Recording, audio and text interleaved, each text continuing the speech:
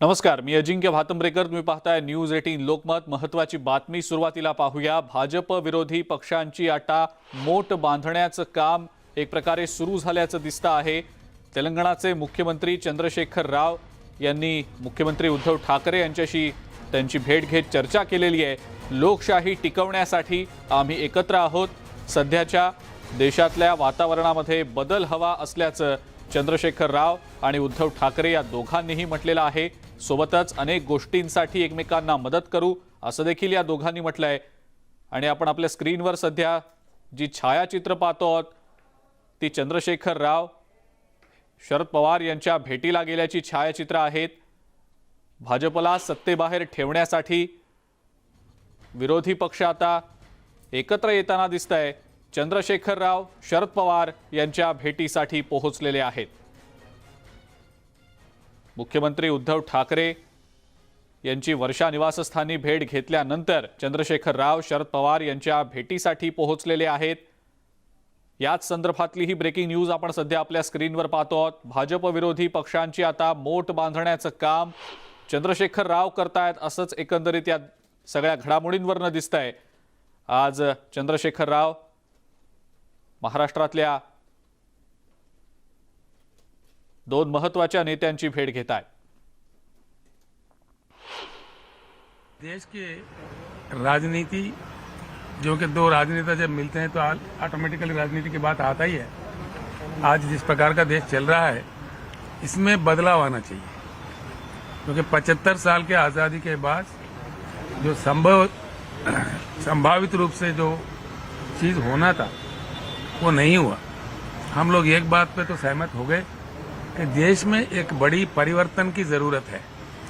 देश को परिवर्तित होना चाहिए। आणि याच संदर्भात आपण या सगळ्या महत्त्वाच्या घडामोडींचं विश्लेषण करण्यासाठी थेट लोकमतचे संपादक विनायक पात्रोडकर सर आपल्यासोबत जोडले गेले। त्यांच्याकडे जाऊया। विनायक सर, आपलं स्वागत न्यूज 18 लोकमतमध्ये। चंद्रशेखर राव आणि मुख्यमंत्री उद्धव ठाकरे यांची भेट झाली, चर्चा झाली आणि काही महत्त्वाच्या राजकीय घडामोडी किंवा समीकरणं येत्या काळात आपल्याला बघायला मिळू शकतात अशी परिस्थिती वाटते। आपली या संदर्भातली काय प्रतिक्रिया, आपलं नेमकं काय विश्लेषण? ही अर्थात ही सुरुवात आहे। आपण मध्यंतरी बघितलं असेल की पश्चिम बंगालच्या मुख्यमंत्री ममता बॅनर्जी यांनी पण त्यांच्या विजयानंतर देशभर अशी मोठ बांधण्याचा प्रयत्न केलेला होता आणि त्याला यश अपयश अजून त्याला थोडासा काळ लागेल। परंतु दिल्लीचे मुख्यमंत्री अरविंद केजरीवाल असतील, जसे आता तेलंगणाचे मुख्यमंत्री चंद्रशेखर राव आहेत आणि असेच राजस्थानचे मुख्यमंत्री असतील, असे जे विशेषतः मोदी किंवा भाजप विरोधातली जी राज्य आहेत त्यांनी जर एकत्र येऊन कदाचित मोदी विरोधाचा राजकारणाचा फायदा, मोदी विरोधातील वातावरणाचा फायदा घेण्याचा प्रयत्न हा एक राजकीय ही शक्यता असते आणि तशा शक्यतेचा हा हे दिसतोय, प्रयत्न दिसतो आहे। ह्याला यश अपयश येणारा काळ ठरवणार आहे। परंतु असा प्रयत्न होतो आहे, लोकांच्या मनामधली जी मोदी विरोधातली भावना आहे ती भावना एकवटण्याचा एक प्रयत्न मला असं वाटतं की मुख्यमंत्र्यांच्या सगळ्या भेटीमध्ये दिसतो आहे। महाराष्ट्रात आपल्या सगळ्यांना माहिती आहे की भाजपला बाजूला ठेवून सत्तेवर आलेले आहेत, त्यामुळे हा कदाचित प्रयोग जसा महाराष्ट्रामधून सुरुवात करून मला वाटतं चंद्रशेखर राव यांच्या मनामध्ये दिसतो आहे। त्याला सुदैवाने महाराष्ट्राची भूमी ते आता त्यांना सुपीक आहे, जी त्यांना साथ देते आहे आणि कदाचित उद्या पश्चिम बंगाल असेल, राजस्थान असेल, तर तामिळनाडूमधले काही असेल, केरळ असेल, असे काही मुख्यमंत्री एकत्र येऊन कदाचित एक मोठी आघाडी निर्माण होण्याचा प्रयत्न करण्याचा प्रयत्न अर्थात दिसतो आहे। त्याला यश, कारण काँग्रेससारखा महत्वाचा पक्ष जर याच्यामध्ये आला नाही तर तोही गडबडीत होऊ शकेल। मला असं वाटतं की अनेक मोठे पक्ष पण याला साथ देण्याची गरज आहे। आज सुरुवात महाराष्ट्रापासून झालेली आहे आणि त्याला या चंद्रशेखर राव यांच्या प्रयत्नांना येत्या काळामध्ये किती मुख्यमंत्री साथ देतात त्याच्यावर बरेच यश अपयश अवलंबून असल्याचं वाटतं। बरं, पण विनायक सर, मगाशी चंद्रशेखर राव आणि उद्धव ठाकरे दोघांनीही दोन महत्त्वाच्या मुद्द्यांवर त्यांचं एकमत असल्याचं दिसलं। त्यांचं म्हणणं आहे की देशाची लोकशाही टिकावी यासाठी प्रयत्न होतात, कारण देशातलं राजकारण वातावरण गढूळ होत चाललंय, बदला घेण्याच्या अनुषंगानं हे राजकारण होतंय आणि तसं हिंदुत्व आमचं नाही असं उद्धव ठाकरे म्हणतायत। त्यामुळे एक प्रकारे भाजपला सुद्धा संदेश देण्याचा प्रयत्न होतोय की असे मोठ बांधणीचे प्रयत्न येत्या काळात होऊ शकतात? याच्यामध्ये मला असं वाटतं की शिवसेना आणि भाजप हे दोघंही एका विचार म्हणजे हिंदुत्व या विचारावर आहे। परंतु आता आपण गेल्या 7 म्हणजे विशेषतः 14 नंतर वातावरण जर बघितलं असेल तर अनेक घटनांमधनं म्हणजे मूळ जे हिंदुत्व आहे, लोकांना अपेक्षित जे हिंदुत्व आहे, याच्यामध्ये खूप तपशिलाचा भाग आहे, चर्चेचा भाग आहे, परंतु खूप फरक दिसतो आहे। जे अपेक्षित शिवसेनेला हिंदुत्व असेल किंवा अन्य काँग्रेस इतर पक्षांना जे हिंदुत्व अपेक्षित आहे किंवा ज्यांनी अपेक्षा वाढवलेली होती हिंदुत्वाची मोदींनी, तर कदाचित लोकांना ती पचनी पडलेली दिसत नाही. कदाचित त्याचमुळे एक हिंदुत्व विरोधातलं एक वातावरण आता जे तयार होते, विशेषतः कर्नाटकांमधल्या हिजाबच्या घटनेवरून बघितलं असेल, जगभर त्याचे पडसाद उमटलेले आहेत. तर हे एक वातावरण आहे की जे हिंदुत्व किंवा नव्या विचारांना, नव्या हिंदुत्वानं हे अपेक्षित नसावं कदाचित त्यामुळे पण असेल की ह्या वाटचालीवर असं हिंदुत्व आम्हाला अपेक्षित नाही. एक समविचारी समतोल विचाराचा पक्ष घेऊन जाणार, कारण आपल्याला ती सवय आहे. कदाचित त्या सवयीमुळे हे अस्वस्थता थोडीशी निर्माण झालेली पक्षांमध्ये ही अस्वस्थता कदाचित मोदी विरोधातलं वातावरण अधिक मजबूत करण्यासाठी, मोठी बळकट करण्यासाठी होऊ शकते, असं आता तूर्त म्हणायला हरकत नाही. विनायक सर, शरद पवारांच्या भेटीला आता गेले चंद्रशेखर राव, या दोघांची भेट कितपत महत्वाची वाटते? अर्थातच महत्वाची आहे, कारण आपल्याला माहिती आहे की शरद पवार देशातलं मोठं नेतृत्व आहे आणि त्यांच्या मताला जसं महाराष्ट्रात तर महत्व आहे, पण दिल्लीमध्ये पण अनेक त्यांचे फॉलोअर आहेत. दिल्लीमध्ये अनेक त्यांच्या शब्दांना मान असतो. कदाचित म्हणजे शरद पवार यापूर्वी पण बरेच प्रयोग केलेले आहेत. विशेषतः त्यांचा सुरतचा प्रयोग असेल, असून अनेक प्रयत्न त्यांनी केले की यशस्वी विरोध मोर्चे बांधणी म्हणतो आपण, अशी शरद पवारांची पार्श्वभूमी आहे. कदाचित त्यांच्या शब्दाला खूप पुढच्या काळामध्ये महत्व असणारच आहे त्यांच्या एकूण सगळ्या अनुभवामुळे. आणि ही त्या दृष्टीने मला असं वाटतं की महत्वाची भेट आहे.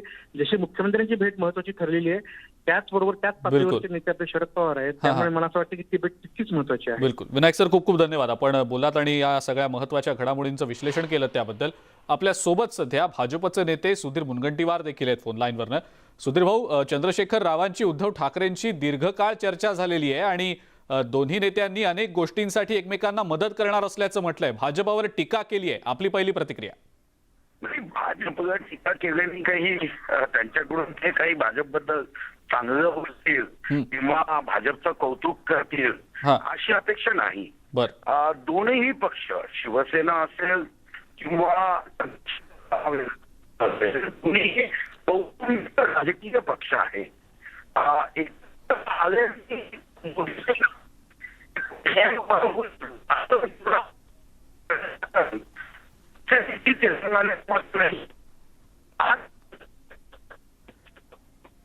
सुधीर भाऊ, आपला आवाज व्यवस्थित येत नाहीये, काही तांत्रिक अडचण असेल कदाचित, पण पुन्हा एकदा आपल्याला संपर्क करण्याचा प्रयत्न आपण करणारच आहोत निश्चितपणे. तत्पूर्वी आपण चंद्रशेखर राव यांनी या पत्रकार परिषदेमध्ये नेमक्या कोणकोणत्या मुद्द्यांवर भाष्य केले ते एकदा पाहूया.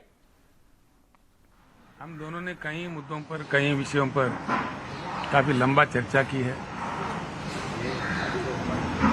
काफी बातों पे हमारी सहमति हुई है कि आगे देश के उन्नति के लिए, देश में अच्छी सुधार लाने के लिए, देश के विकास में गति बढ़ाने के लिए, देश के कुछ स्ट्रक्चरल चेंजेस करने में, पॉलिसीज को बदलने में कई चर्चाएं हुई. ऑलमोस्ट ऑल विषयों पर, सभी विषयों पर हम एकजुट हो गए, सहमत भी हो गए. आगे चल के मिल के काम करने के लिए हमने तय किया है. आणि याच संदर्भात आपण आता आणखी प्रतिक्रिया जाणून घेणार आहोत. फौजिया खान देखील आहेत आपल्या सोबत, राष्ट्रवादी काँग्रेसच्या खासदार, त्यांची प्रतिक्रिया आपण जाणून घेऊया. फौजियाजी, आपलं स्वागत न्यूज 18 लोकमतमध्ये. देशात परिवर्तनाची गरज असल्याचं चंद्रशेखर राव म्हणतायत. उद्धव ठाकरेंची त्यांनी भेट घेतली आहे, आता सध्या ते शरद पवारांच्या भेटीसाठी गेलेले आहेत. आपली पहिली प्रतिक्रिया? जी, माझी प्रतिक्रिया हेच आहे की हे स्वागतार्ह जे आहे पाऊल आहे. सगळे पक्ष समान विचारी सगळे एकत्रित आले तरच आपल्या देशाच्या लोकशाहीला आपण वाचवू शकतो. आज लोकशाहीला धोका निर्माण झालेला आहे आणि म्हणून सगळ्यांना एकत्रित येणं हे गरजेचं मला वाटतं. जर तसं पक्ष सगळे येत असेल एकत्रित तर त्याचं स्वागत आहे. फौजियाजी, याआधी शरद पवार यांनी देखील भाजप विरोधी पक्षांची मोट बांधण्याचा प्रयत्न केलेला होता. एक प्रकारची तिसरी आघाडी होऊ शकते की काय अशी चर्चा सुरू झाली होती. आता चंद्रशेखर राव शरद पवारांच्या भेटीसाठीच गेलेले आहेत. या पुढच्या काळात या तिसऱ्या आघाडीसाठी काही परिस्थिती अनुकूल असेल असं आपल्याला वाटतं का? आपलं नेमकं काय निरीक्षण? माझं निरीक्षण म्हणजे निरीक्षणपेक्षा मला आवश्यकता जास्त वाटत आहे. आणि आज परिस्थिती अशी आहे की सर्वांनाच ही आवश्यकता वाटत असतं आहे आज. तर सगळ्यांनी या आवश्यकतेप्रमाणे सगळ्यांनी एकत्रित आला पाहिजे हा. हे माझा म्हणजे स्वतःचा विचार आहे आणि तसं स्वतःला दिसते. बरं, फौजियाजी खूप खूप धन्यवाद. आपण न्यूज 18 लोकमतची बोललात आणि आपली प्रतिक्रिया दिली त्याबद्दल.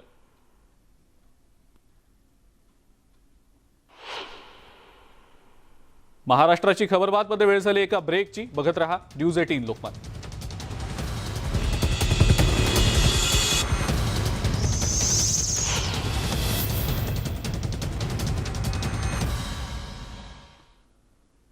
ब्रेकनंतर आपल्या सगळ्यांचं पुन्हा एकदा स्वागत. जर मेहनत घेण्याची तयारी असेल तर सगळं काही शक्य आहे. न्यूज 18च्या बायजूज यंग जिनियसमध्ये आम्ही अशा काही मुलांना भेटलो की ज्यांनी अशक्य वाटणाऱ्या गोष्टी सहज साध्य केल्या. आनंद नरसिंहन यांनी 6व्या भागामध्ये दाखवलेल्या चंचला कुमारीसोबत संवाद साधला.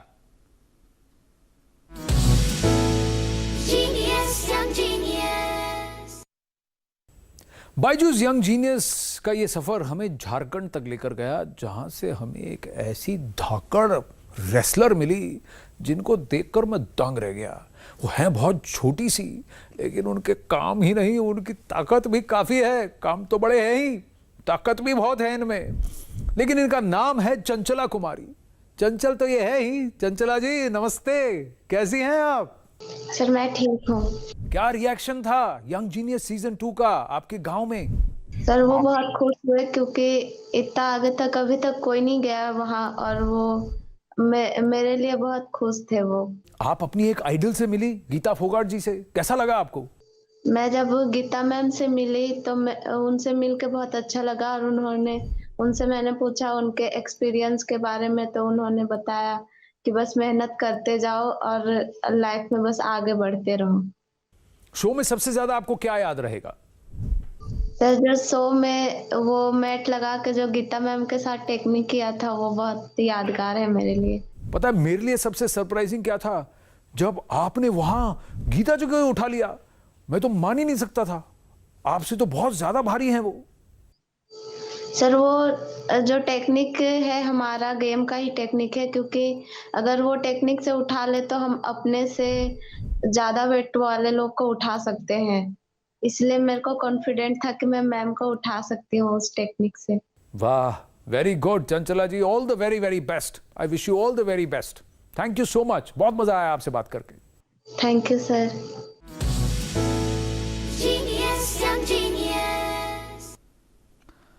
आणि या सगळ्यासोबतच महाराष्ट्राची खबरबातमध्ये वेळ झाली इथंच थांबण्याची. ताज्या बातम्या आणि अपडेट्ससाठी बघत राहा फक्त न्यूज 18 लोकमत.